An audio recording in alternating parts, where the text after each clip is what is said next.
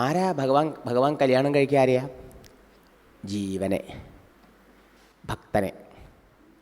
മനസ്സിലായോ? ഓരോ ഭക്തന്മാർക്കും ഭഗവാനോട് ചേരുമ്പോഴേ ജീവിതത്തിൽ കല്യാണം, മംഗളം, ആനന്ദം ഉണ്ടാവുള്ളൂ. മനസ്സിലായോ? അപ്പോൾ നമ്മുടെ ഒക്കെ ഉള്ളിൽ ഇരിക്കേണ്ട ഈശ്വരൻ പറഞ്ഞല്ലോ, രാവിലെ പറഞ്ഞു, ആരാണ് ഈ കൃഷ്ണൻ? എല്ലാവർക്കും ഉള്ളിൽ മിന്നീടും ആത്മാവാം കൃഷ്ണൻ.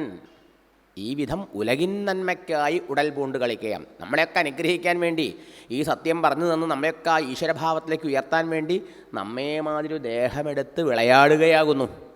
നമ്മളെ മാതിരി പഞ്ചഭൂത ശരീരത്തോടുകൂടി വന്നവനല്ല ഭഗവാൻ. മനസ്സിലായോ?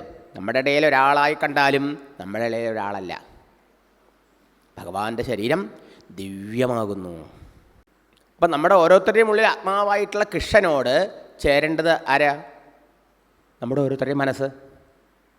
ഈ മനസ്സ് വിഷയങ്ങൾ ചേർന്നാൽ ദുഃഖമാണ്, ടെൻഷനും വരിക, അശാന്തി, അസ്വസ്ഥതയാണ് അല്ലേ? ആ നമുക്ക് വേണ്ടത് എന്താ?